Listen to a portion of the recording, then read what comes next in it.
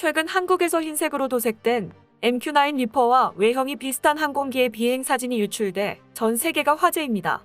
일각에서는 한국도 일본처럼 MQ-9의 해상 감시 모델인 MQ-9BC 가디언을 도입하는 것이 아닌가 하는 주장이 제기됐는데요. 하지만 미국에서는 이에 대해 사실무근이라고 말하며 협상조차 벌이지 않았다고 밝혀 충격을 주고 있었습니다. 그런데 이것이 한국에서 비밀리에 개발한 무인 정찰기였다는 것이 밝혀지면서 그 정체가 세상에 공개됐는데, 비공개 시뮬레이션 중 일부 부분에서 MQ-9 리퍼를 뛰어넘는 결과가 나오자 일본에서 난리가 났습니다. 과연 어떻게 된 일인지 자세하게 알아보겠습니다. 최근 한 커뮤니티에 흥미로운 글이 게재돼 화제가 되고 있습니다. MQ-9B C 가디언 유사 항공기가 한반도 상공을 비행 중이라는 제목과 함께 사진이 공개됐는데요. 사진에는 실제 미군과 일본 자위대에서 운용 중인 C 가디언이라고 해도 믿을 정도로 유사한 무인기가 있었고, 다른 점은 꼬리날개 부근의 대한민국이라고 한글로 대문짝만하게 써져 있는 것이 특징이었습니다. 지상에서 누군가에 의해 찍힌 듯한 이 사진은 커뮤니티를 뜨겁게 달궜으며, 일부에서는 최근 북한의 도발 동향에 맞서 한국이 일본과 같이 미국에서 C 가디언을 도입해 북한 정찰을 강화하는 것이 아니냐는 주장이 제기됐습니다.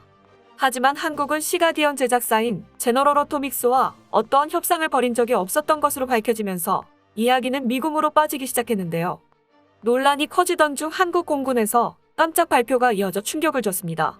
한국 공군의 발표는 제39정찰 비행단에서 운용돼 중고도 무인정찰기 무하부의 양산을 시작했다는 것이었으며, 사진 속의 무인기는 양산 시작 전 마지막 성능 시험 평가를 받는 무하부의 시제기였던 것으로 밝혀졌습니다.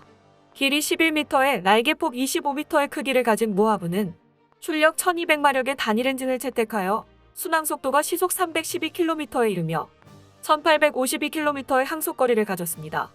채공시간은 전문가마다 다른 의견을 내는데 최소 24시간에서 최대 32시간을 비행할 수 있는 것으로 알려져 눈길을 끌고 있습니다. 이는 현재 다수의 전쟁에서 위력을 인정받은 터키의 바이락타르와 비교했을 때 압도적인 성능을 보이고 있는데요. 바이락타르의 엔진 출력은 100마력으로 무하부에 비해 엔진 성능이 떨어지자 채공시간을 유지하기 위해 극심한 기체 다이어트를 했습니다.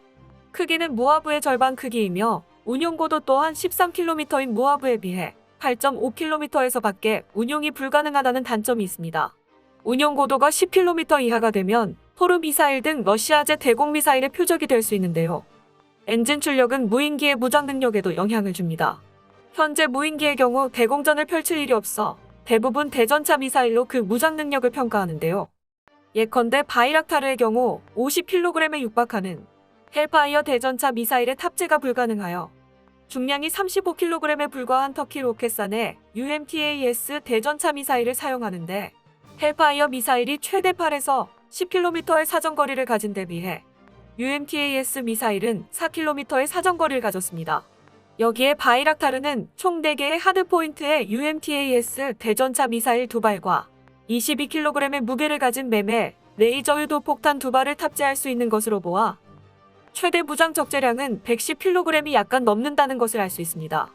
문제는 바이락타르가 적의 전차를 공격하기 위해 4km 안까지 들어오게 되면 최대 사거리 4.8km를 가진 스팅어 맨패드 대공 미사일의 표적이 되는데요.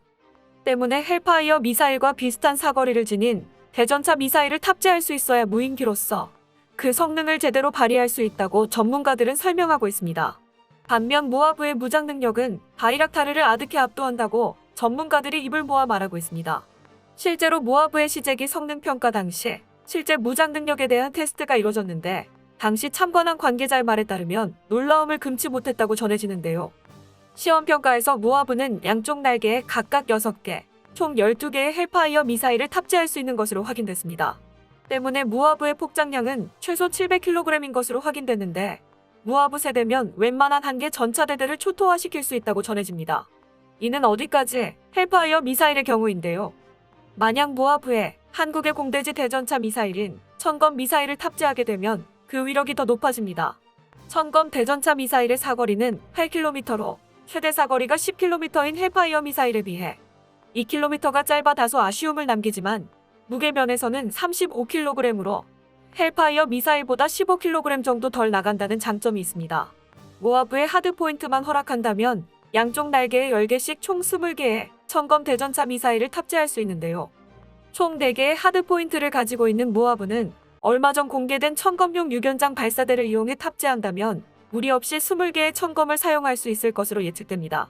그렇게 되면 헬파이어 미사일로 3개가 한 개 전차대대를 초토화시킬 수 있었던 것을 두기만으로도 비슷한 효과를 가지고 올 수 있습니다. 또한 천검은 1500mm의 최강 관통력을 자랑하는 만큼 천검을 이용한 무하브 운용이 오히려 더 강력할 수 있다는 평가도 있을 정도입니다. 여기에 무하브는 제한적인 폭격 능력도 시험평가를 통해 입증한 것으로 알려졌습니다. 얼마 전 무하브의 KGGB 한국형 활공-GPSU 도폭탄 투하 시험이 이뤄졌는데요. 당시 무하브는 양쪽 각각 1개의 KGGB를 장착하고 이륙해 폭격 능력 평가를 진행한 것으로 알려졌는데, 목표물 100km 밖에서 투하된 KGGB는 산 뒤에 숨어있는 표적을 정확히 폭격해 현장에 있던 사람들을 경악하게 만들었습니다. 이 때문에 전문가들은 무하브의 무장 능력에 대해서 바이락타르를 넘어 MQ-9 리퍼를 압도하는 수준으로 평가하고 있는데요. 실제로 최대 이륙 중량 또한 4.8톤인 리퍼보다 더 많은 것으로 밝혀져 전 세계에 충격을 주고 있습니다. 때문에 무장 능력이 뛰어난 무하브가 리퍼를 뛰어넘는 차기 킬러 드론이 될 것으로 평가되고 있는 이유입니다. 하지만 무하브의 진짜 임무는 따로 있습니다. 바로 정찰 임무인데요. 무하브는 적외선 전자광학 감시 장비인 EOIR과 SAR 합성 개구 레이더를 탑재하고 있어 130km 떨어진 곳에서 잠실 운동장의 스탠드 좌석을 식별할 수 있는 능력을 가진 것으로 알려져 충격을 주고 있습니다. SAR 합성 개구 레이더의 성능의 경우 30cm급의 분해 능력을 가지고 있으며, 이는 미국의 글로벌호크에 탑재된 레이더와 동일한 성능을 가지고 있습니다. 가장 주목받고 있는 것은 무하브의 국산화율인데요. 무하브는 엔진을 제외한 EOIR과 SAR 등 거의 모든 장비를 국산화하여 탑재돼 95%의 높은 국산화율을 가지고 있는 것이 특징입니다. 자주 국방에 있어 국산화율은 굉장히 중요합니다. 실제로 터키의 바이락타르 TB2의 경우 오스트리아에서 도입하는 엔진 이외에 EOIR 장비도 수입품을 탑재했었는데요. 하지만 아르메니아, 아제르바이잔 전쟁 당시 격추된 바이락타르에서 캐나다 S3 해리스 웨스캠사의 MK15D 제품이 달려있던 것이 밝혀지면서 아르메니아가 캐나다 정부에 항의함에 따라 캐나다 정부가 터키에 대해 금수 조치를 취했습니다. 이 때문에 터키는 바이락타르의 추가 생산의 차질을 빚었는데요. 터키의 사례로 알 수 있듯이 무인기를 만들어도 탐지 장비를 만들지 못하며 언제든지 외국이나 외국 기업에 의해 제작이 통제될 수 있다는 것과 그 탐지 장비들이 이제는 플랫폼 비용의 가장 많은 부분을 차지한다는 것입니다. 가령 MK15D가 장착된 터렛 가격은 무려 55만 달러로 검색되는데, 국산화를 이루지 못한 상황에서 외국 장비에 의존하게 되면 갑질의 대상이 될 수 있습니다. 그런데 한국의 무하브는 EOIR 장비는 물론 SAR까지 모두 국산화함에 따라 국내 조달과 수출 시의 자유도가 굉장히 높아지게 되었는데요. 이 때문에 전 세계 전문가들 사이에선 한국의 정찰 드론 기술이 미국의 정찰 드론 기술을 따라잡았다는 평가를 받고 있습니다. 특히 한국의 고성능 무인기 양산 소식으로 인해 배 아파 죽는 국가가 생겨 화제입니다. 그 화제의 국가는 바로 일본인데요. 한일본의 군사 전문 언론에서는 한국형 MQ-9 리퍼 무하브 높은 국산화율로 양산 시작이라는 글을 게재했습니다. 매체는 무하브에 대해 리퍼와 재원이 비슷하지만 높은 국산화율로 인해 가격은 훨씬 쌀 것이라고 말하며 부러움을 드러냈습니다. 그도 그럴 것이 최근 일본은 미국으로부터 리퍼를 지상관제 장치를 포함해 약 320억 원의 다수를 도입했는데요. 일본은 평소부터 한국의 항공기술은 자신들보다 떨어진다고 주장하고 있었으며, F-35 스텔스 전투기도 자신들이 없다면 정비를 위해 먼 미국과 호주까지 날아가야 한다고 조롱하곤 했었습니다. 그런데 무하브의 양산 소식과 함께 분위기가 완전히 반전됐습니다. 이 소식을 접한 일본 네티즌들은 왜 일본은 만들지 않을까? 이 분야에서 일본이 아직 늦지 않았다고 말하는 놈들은 현실을 좀 직시해라. 몇 년 전부터 연구하고 있다면 모를까? 이제 기본 연구를 시작한다면 세계에서 뒤처지는 거야. 돈을 내고 다른 나라에서 기술을 도입해도 좋으니까 빨리 개발해라. 조선 제품의 신뢰성이나 성능이 어떨지 모르겠지만 일본 자위대도 무인기를 도입해 힘을 실어야 할 것 같아요. 한국제라면 수출도 그럭저럭 성공할 것 같다.